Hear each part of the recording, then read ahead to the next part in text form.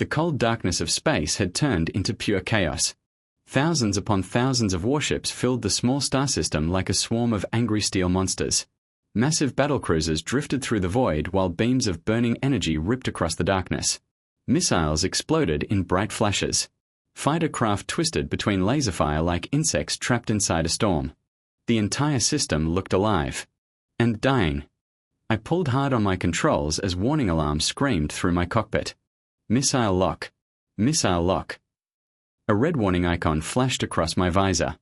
I rolled my strike fighter sharply to the right just as a bright beam from behind me sliced through the incoming missile. The explosion lit up my canopy. Got it, my wingman Gellers said calmly over comms. Thanks. I owe you 1, I breathed. You already owe me 12. We accelerated again. Ahead of us, 4 Citadel-class missiles drifted toward our flagship. Calling them missiles was almost funny. Each one was the size of a small destroyer. Slow. Heavy. Deadly. If even one reached the fleet carrier behind us, thousands would die instantly. My targeting systems locked onto the nearest one. Open fire. Our plasma cannons roared. Bright blue bolts slammed into the armored shell of the giant missile. Explosions rippled across its surface. Pull away. Pull away. Gallers shouted. We boosted backward as the missile finally detonated. A wave of heat smashed into our shields. Even from kilometers away, the blast shook my fighter violently. And that was only one missile. The battle around us never slowed. Fighters screamed past each other. Bombers vanished inside clouds of debris. Heavy warships exchanged broadside fire so powerful it looked like entire suns were exploding between them. The battlefield stretched farther than my senses could even track. This wasn't just another war. This was the largest battle in recorded galactic history. All for one small planet. I glanced toward it for only a second. A green world. Peaceful looking. Covered in forests, rivers, and farmland. From orbit, it looked harmless. But every government in the galaxy wanted it. The soil on that world was the richest ever discovered. Crops grown there matured 3 times faster than normal. Entire civilizations could be fed for centuries from this one planet alone. That was why tens of thousands were now dying above it. I shook the thought away and focused on the next target. A damaged enemy destroyer had broken away from its formation and drifted near an asteroid field. Easy prey. Let's finish this one, I said. Finally, something simple, Gallers replied. We pushed forward through the wreckage. Burning ship parts floated silently past us. Bodies, too. I tried not to look at them anymore. After years of war, you either stopped looking, or you stopped functioning. My senses suddenly flashed yellow. Then red. Warning. Massive subspace signature detected. My blood froze. No. A second later the fleet-wide alert sounded. Dreadnought incoming. Every pilot on every channel went silent. Dreadnoughts were nightmares given metal form. Fleet killers. Entire wars had been decided by a single one arriving. The enemy must have finally committed theirs. We need to move, Galler said nervously. But I barely heard him. Something strange was happening. The subspace signature felt wrong. Too fast. Too smooth. Normally, ships exiting subspace took time. Large ships could need hours to fully materialize into real space safely. But this thing, it was appearing within minutes. A massive shape slowly formed in the darkness ahead. At first, I thought my sensors were malfunctioning. Then the outline became clearer. And clearer. And suddenly, the battlefield no longer mattered. The warship was enormous. Bigger than any battleship I had ever seen. Black metal covered its hull, but lines of gold and silver trim glowed softly across its surface. Purple light shimmered beneath armor plating thicker than most stations. Its shape looked ancient, elegant, beautiful, and terrifying. Rows upon rows of weapons lined its hull. Heavy cannons, laser arrays, missile silos, defense turrets. More guns than some entire fleets carried combined. What is that? Gallers whispered. I don't know, I answered honestly. No faction markings appeared anywhere on its hull. No royal insignia. No pirate symbols. Nothing. And yet every instinct inside me screamed danger. The massive ship suddenly ignited its engines. My eyes widened. That thing shouldn't be able to move that fast. But it did. The giant vessel surged across the battlefield with impossible speed, gliding through the void like a predator moving through water. Every ship nearby quickly pulled away from it. Even enemy vessels stopped firing. I realized something terrifying. Nobody wanted its attention. Not even by accident. Still, I couldn't stop staring at it. Neither could anyone else. The battle was dying around us. Cannons fell silent. Fighters returned to carriers. Entire fleets slowly backed away as the unknown ship crossed the battlefield. Then one voice suddenly broke through the comm channels. A terrified whisper. "It's Terran." Silence. Then another voice. "Terran warship confirmed." The word spread through the fleets like poison. Terran. Human. Even after 1,000 years. That name still terrified the galaxy. Legend said humanity once fought a war so terrible that stars themselves burned. Entire planets had vanished. Solar systems erased. The humans had stopped an ancient horror that nearly destroyed galactic civilization. Then, after winning, they disappeared. For centuries nobody had seen them. Until now. My breathing became shallow. I stared at the giant warship again. A Terran ship. A real one. Not a story. Not a myth. Real. And somehow, I was flying beside it. The ship continued moving silently toward the planet below. No weapons fired. No threats issued. No communications sent. Yet every fleet in the system moved aside for it immediately. Nobody dared interfere. I followed from a distance. I don't even know why. Maybe curiosity. Maybe stupidity. Maybe both. As the Terran vessel entered the atmosphere, something impossible happened. There was no fire. No shockwave. No burning clouds. A ship this massive should have torn the sky apart during descent. Instead, the air itself seemed to bend gently around it. Like reality was making room for the ship to pass peacefully. I felt cold. Human technology was beyond anything I imagined. The warship descended slowly toward a quiet valley surrounded by green hills. Then, with impossible grace, the giant vessel landed. Softly, like a feather touching water. I stared in complete disbelief. And deep down, I had the strange feeling that something far bigger than this war was about to happen. The valley was silent. After hours of explosions, screams over comms, and endless weapons fire, the quiet felt unnatural. Almost wrong.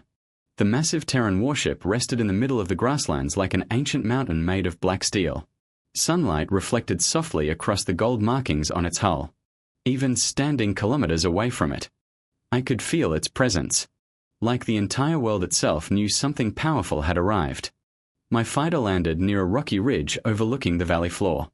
Around me, dozens of other ships from both sides hovered carefully at a distance. Nobody wanted to get too close. Nobody wanted to offend the humans.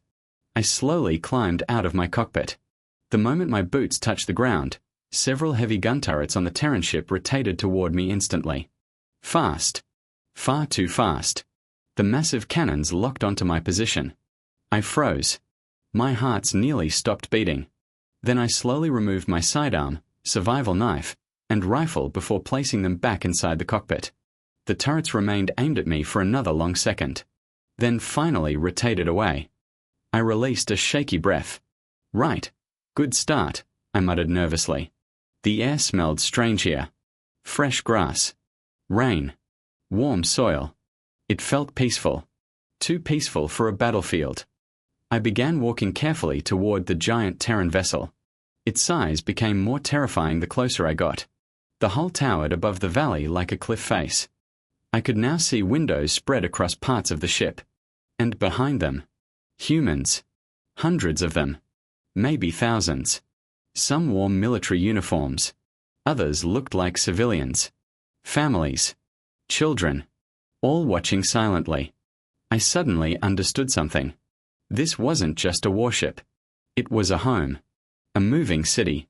A giant armored world drifting through space. A loud mechanical sound suddenly broke the silence. I turned sharply. A human male had exited the ship carrying some kind of ancient machine. At first I thought it was damaged equipment. Then the human sat on it. 2 wheels. Metal frame. Primitive engine. My visor scanned it in confusion. Internal combustion vehicle. I whispered.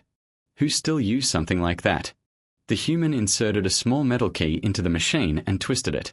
A second later the engine roared to life. The sound echoed across the valley like thunder. Deep. Loud. Alive. I quickly activated my helmet recorder. The human revved the engine again, and several nearby Terrans smiled softly as if the sound meant something special to them. The rider wore old military clothing. Not modern combat armor.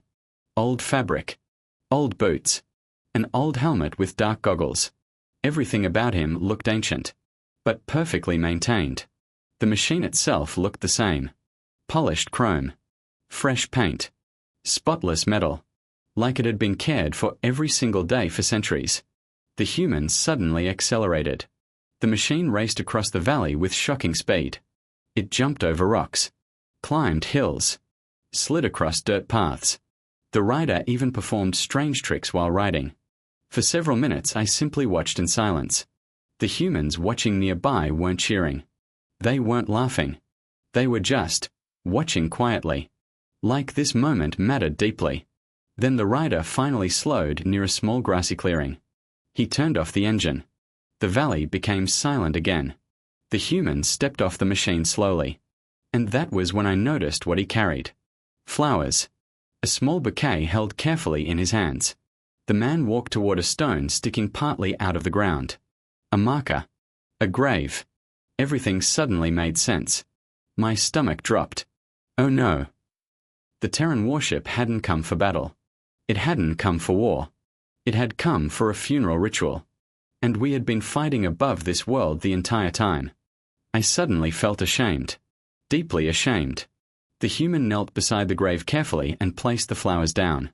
One of the Terrans standing near me quietly raised a finger to their lips. Shush. I nodded immediately. Nobody spoke after that. Even the wind itself felt quieter. The old human remained there for a long time with his head lowered. I noticed liquid falling from his eyes. Tears. He was crying. Softly. Weakly. Like someone carrying pain too heavy to release. Finally, after several long minutes, he whispered something. My helmet translated it quietly. Still miss you, son. The words hit me harder than any weapon ever had. The old man stood slowly and wiped his face. Several nearby humans gently embraced him as he walked back toward the ship. One of them stayed behind near me. A human woman. Older.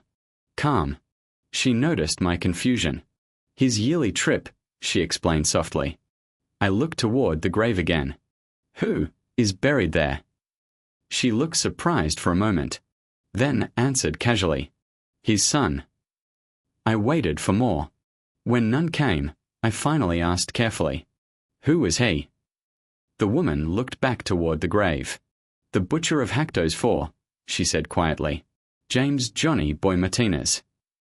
Every translator channel around me suddenly erupted with shocked voices. Even nearby ships picked up the name. I felt my blood run cold. Johnny Boy Martinez. The human soldier from the old war. The legendary warrior who held off an entire hive army alone so refugee ships could escape. Every child in the galaxy knew that story. Millions had survived because of him. And this tiny peaceful world, was where he had been buried. I stared at the grave in disbelief. But that war ended 1,000 years ago. The woman nodded. Yes. I blinked slowly. Then that man. Is his father, she finished. I couldn't process it. You mean he comes here every year? Yes. For 1,000 years. Again, she simply nodded. I looked toward the old human disappearing into the Terran ship. 1,000 years. 1,000 years carrying grief. 1,000 years visiting his son. I suddenly understood why the entire galaxy feared humans. Not because of their ships. Not because of their weapons. But because of the terrifying depth of their loyalty. The human woman smiled faintly at my silence. "You're trying to understand humans logically," she said. "That usually doesn't work." I looked at the grave again. The simple stone marker. The flowers. The quiet valley. Then I looked back toward the giant Terran warship resting beside it like a guardian. And for the first time in my life, war itself suddenly felt small that I stood there in silence. The wind moved softly through the grass around the grave while the massive Terran warship rested behind us like a sleeping giant. Nobody spoke loudly anymore. Even the soldiers from the fleets watching from orbit remained quiet over the comm channels. It was as if the entire galaxy suddenly understood it had made a terrible mistake. The human woman beside me folded her arms calmly. "He liked quiet places," she said softly. I looked toward her. "Johnny boy." She nodded. "He always hated crowded worlds. Said they felt noisy." A small smile appeared on her face. When he died, he asked to be buried somewhere peaceful. I slowly looked around the valley again. Green hills. Open skies. Small rivers cutting through the fields. No cities. No factories. No monuments. Just silence. I finally understood why this world had been chosen. Not because it was important, but because it was peaceful. A strange feeling settled heavily in my chest. Guilt. We had turned the skies above this sacred place into hell. Millions of ships. Countless deaths. Explosions screaming across the atmosphere while a father simply wanted to visit his son. I swallowed hard. "I think we dishonored him," I admitted quietly. The woman glanced toward me. Then, surprisingly, she smiled. "The fact you realize that already puts you ahead of most politicians." I didn't know how to answer that. A loud mechanical sound suddenly echoed across the valley again. The giant Terran ship was preparing for departure. Massive engine vents along the hull slowly began glowing blue. The ground beneath my feet vibrated softly. The woman looked toward the ship. "We should probably leave before command starts panicking," she said. I nodded absent-mindedly, but something still felt unfinished. Wrong. The woman started walking back toward the Terran vessel. Then paused. "Oh, and pilot." "Yes." "Thank you for being respectful." With that, she disappeared into the ship. I remained standing there alone. My eyes slowly drifted back toward the grave. A simple stone marker surrounded by flowers. Nothing grand. Nothing glorious. Just a resting place. And somehow, that made it even heavier. My comm unit suddenly crackled. "Janice, return immediately," my commander ordered sharply. "The fleets are withdrawing." Both fleets. Not retreating. Not surrendering. Just leaving. The war was ending. Right here. Right now. Because nobody wanted to continue fighting above a human hero's grave. I looked down at my gloves. Then toward my fighter. But my legs refused to move. Not yet. I climbed back into my cockpit and opened one of the small storage compartments beside my seat. Inside was a small carved pin. Simple. Wooden. Shaped like leaves from the banban trees on my homeworld. A gift from one of my broodmates before deployment. I stared at it quietly for a long moment. Then I climbed out again. The valley had become completely silent now. Above us, thousands of warships slowly turned away from the planet. No weapons fired. No command shouted. Just silence. I approached the grave carefully. Step by step. I knelt beside the stone marker and gently placed the small wooden pin beside the flowers. For a moment, I didn't know what to say. Then finally, "Thank you," I whispered. Not as a soldier. Not as a pilot. Just as someone who suddenly understood the cost of peace. I stood at attention and gave a salute. Then returned to my fighter. As I lifted off, I looked back one last time. The Terran ship rose slowly into the sky. Massive. Silent. Beautiful. The atmosphere bent strangely around its shields as it climbed upward without disturbing the clouds. Then, within seconds, it vanished into the stars. I returned to orbit expecting confusion. Instead, I found something far stranger. Shame. Entire fleets drifted silently through space. No victory celebrations. No angry broadcasts. No threats. Nothing. Even the mercenaries looked uncomfortable. Commanders from both sides simply ordered withdrawal after withdrawal. Nobody argued. Nobody resisted. It was over. A war that should have lasted decades had ended in a single afternoon. Because humanity had arrived to visit a grave. The news spread across the galaxy within hours. Every network replayed recordings from the battlefield. The appearance of the Terran warship. The landing. The funeral ritual. The grave. The story exploded everywhere. And somehow, my recording became the center of it all. 3 days later, I was summoned to the Imperial Palace. I nearly fainted when I received the order. Me, a low-ranking pilot, called before the Emperor himself. The palace was enormous. Silver towers stretched high into the clouds while royal guards lined every hallway. By the time I entered the throne chamber, my entire body was shaking. Hundreds of nobles stood around the massive room whispering quietly. At the far end sat the Emperor upon his silver throne. Ancient. Calm. Terrifying. His eyes locked onto me immediately. "Janus Corporal," he said. I dropped to one knee instantly. "Yes, my Emperor." The room became silent. The Emperor studied me carefully. "You were present during the Terran encounter." "Yes, my lord." "You approached the vessel despite standing orders." My throat tightened. "Yes, my lord." "And yet," he continued slowly, "you were also the only one who approached the grave." The nobles around the chamber exchanged quiet murmurs. I swallowed nervously. It felt wrong to leave without showing respect. The Emperor stared at me for several long seconds, then unexpectedly asked, "The recording, is all of it true?" "Yes, my lord." "The ship moved exactly as shown?" "Yes." A heavy silence filled the chamber. Then the Emperor leaned back slowly. "That," he said quietly, "was not a Terran dreadnought." The room froze. I blinked. "My lord." The Emperor's expression darkened. That vessel was classified in ancient records as a Basilisk-class battlecruiser. The chamber exploded with shocked voices. A battlecruiser? Impossible. That ship was already larger than anything our fleets possessed. The Emperor raised one hand and silence instantly returned. "Humanity," he said carefully, "never understood moderation." Fear moved visibly through the court. The Emperor continued. Their actual dreadnoughts were nearly 10 times larger. I felt cold all over. 10 times larger. My mind couldn't even picture something that massive. The Emperor slowly stood from his throne and descended the steps toward me. Every footstep echoed through the chamber. Then he stopped directly in front of me. "You left an offering at the grave." "Yes, my lord." "The wooden pin." I nodded carefully. The Emperor looked strangely thoughtful. Then, to everyone's shock, he smiled slightly. "Good." The entire court looked confused, including me. Then the Emperor spoke words that changed my life forever. "Effective immediately, you are removed from combat duty."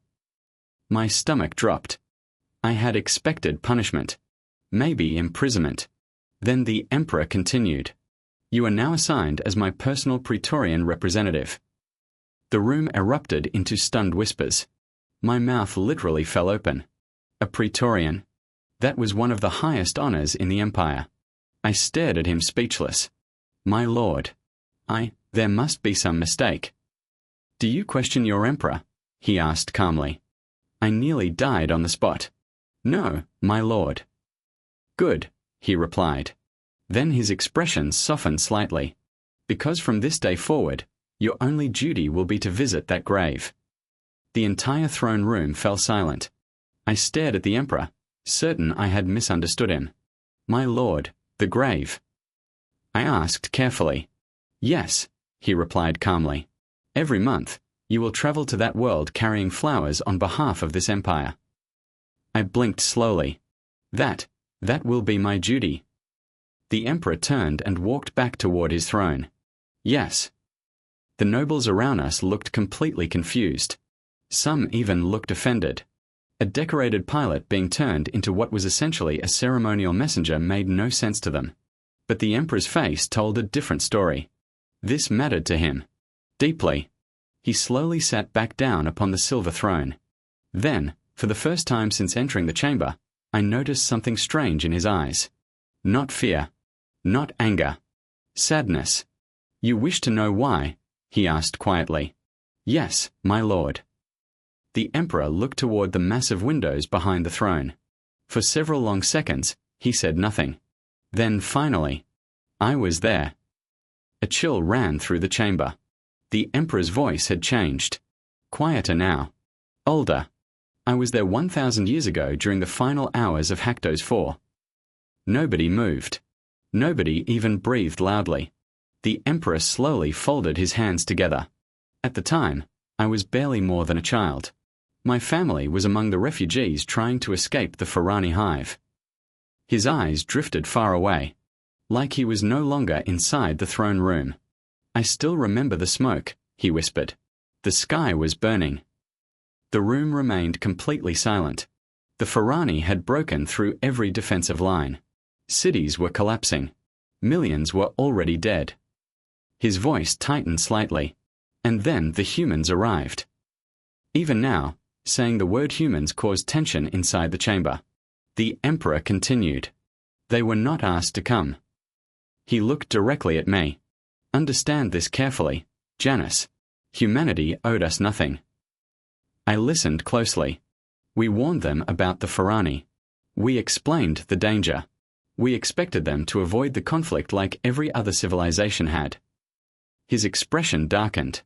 Instead, they charged directly into hell. The nobles shifted nervously. A war that had lasted thousands of years ended in only 8 months after humanity joined it. I swallowed hard. 8 months. Entire civilizations had fought the Farani for generations without victory. But humanity had ended the war in less than a year. The Emperor's gaze lowered slightly. Johnny Boy Martinez was one of those humans. The room stayed silent. He was stationed near the evacuation zone during the final retreat. The Emperor paused, then quietly said, "The Farani broke through sooner than expected." I could hear the emotion building slowly inside his voice now. The transports carrying refugees were still loading civilians when the hive descended on the city. He closed his eyes briefly. Panic spread everywhere. Soldiers fled. Defensive lines collapsed. Then he looked at me again. But one human stayed. A strange heaviness filled the room. "Johnny Boy." The Emperor almost smiled when he said the name. He barricaded himself inside the final defense corridor leading to the evacuation pads. The nobles listened silently. The medics later said both of his legs had already been torn apart during earlier fighting. A horrified murmur spread through the chamber. The Emperor nodded slowly. Yes, he was dying already. I felt frozen. But when rescue teams tried to pull him out, the Emperor said softly, he refused. The Emperor's hands tightened against the throne. He screamed at them to leave him behind. Nobody moved. Nobody spoke. He kept firing while civilians escaped behind him. The Emperor's voice became rough now. He continued fighting after losing one arm. I felt my chest tighten painfully. The final recording showed him sitting against a destroyed wall, barely conscious, still shooting at the hive. The Emperor looked away toward the windows again. He died buying strangers enough time to live. Silence. Heavy silence. Then the Emperor looked back toward me. I survived because of him. The words hit the room like a shockwave. Every noble suddenly looked stunned. Even I forgot how to breathe for a moment. The Emperor slowly nodded. My transport was one of the last ships to escape. He smiled sadly. I still remember seeing him through the loading ramp. His voice lowered almost to a whisper. He was still firing. The throne room remained frozen in complete silence. Finally, the Emperor straightened slightly. That is why you will visit that grave. I lowered my head respectfully. Yes, my lord. The Emperor continued. For centuries I attempted to contact the Terran Union to formally honor their dead. He laughed quietly. They never answered.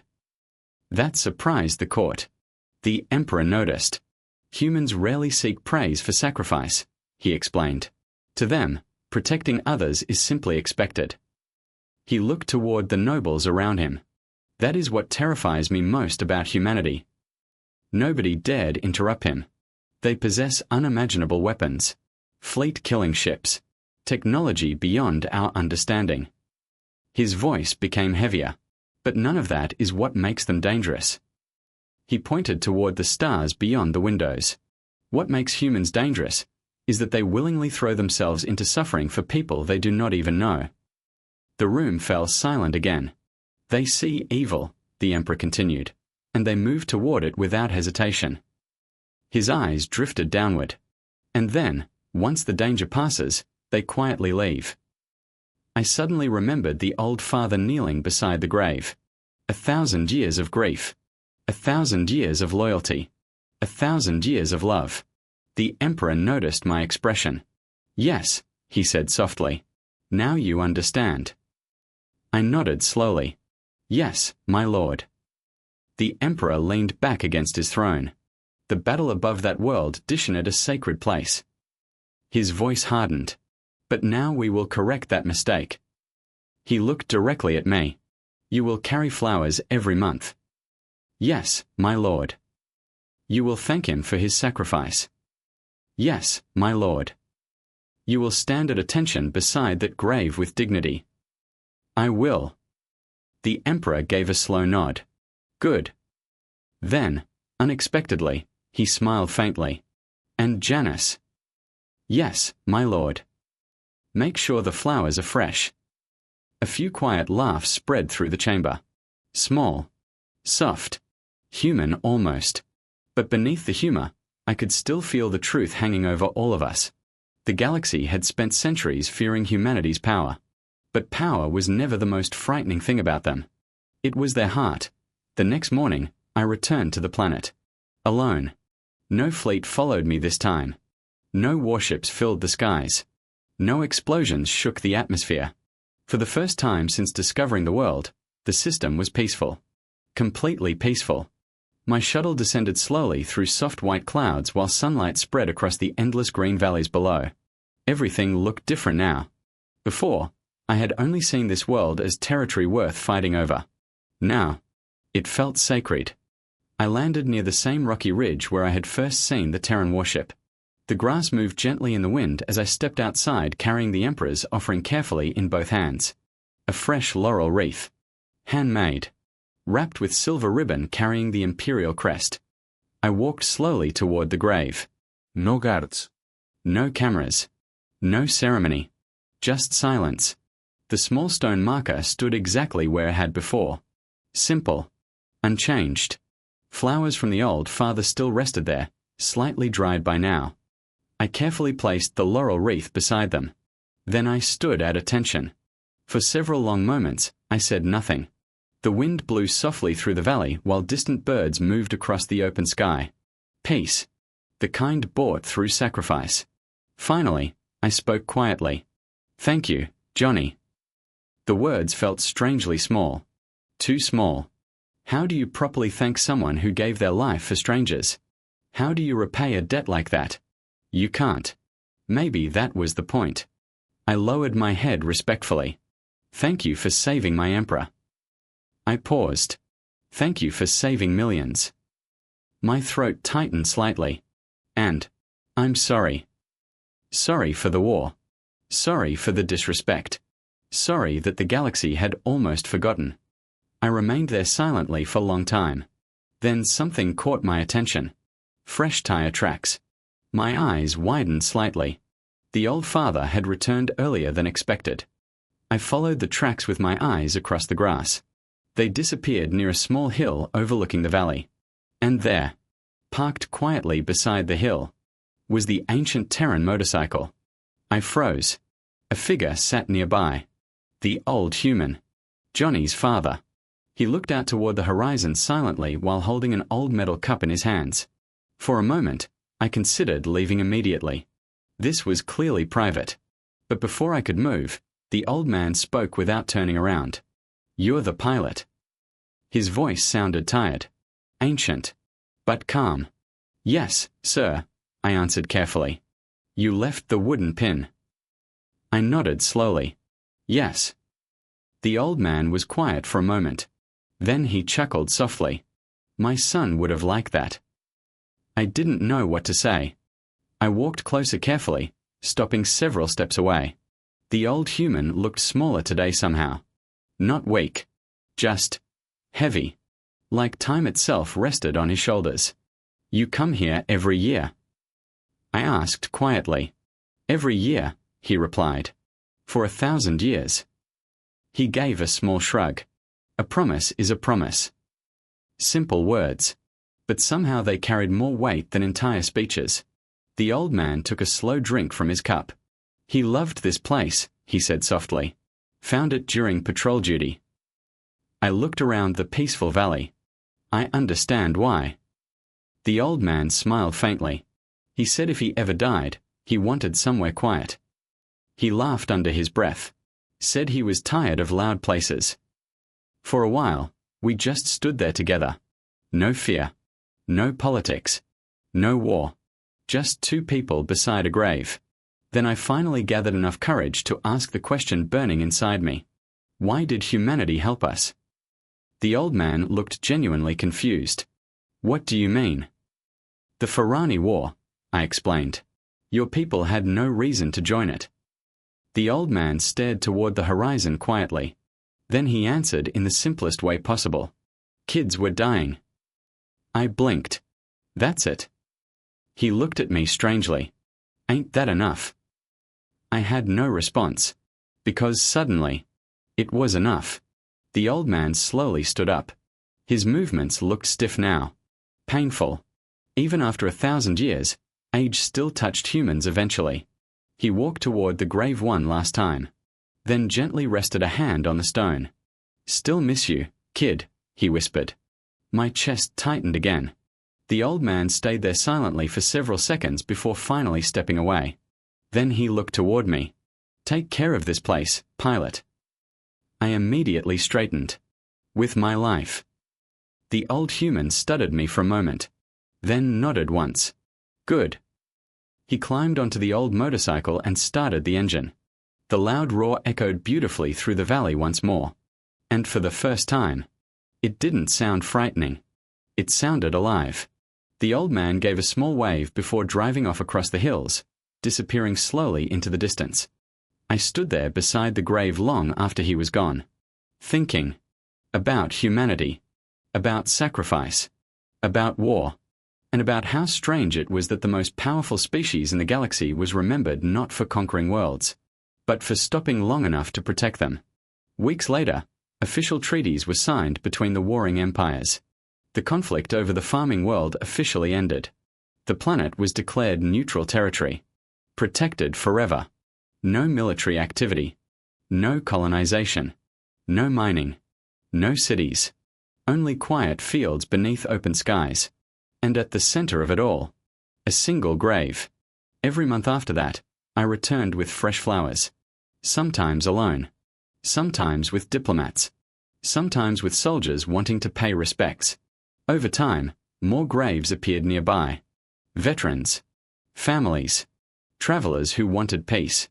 The world slowly became known across the galaxy by a new name. The Silent Garden. And every year, on the same day, a Black Terran warship descended from the stars. A father would ride his ancient machine across the hills, lay flowers beside his son, and remind the galaxy of something it should never forget. That true greatness is not measured by power, but by what someone is willing to sacrifice for others. And every single time I stood beside that grave, I whispered the same words. Thank you, Johnny.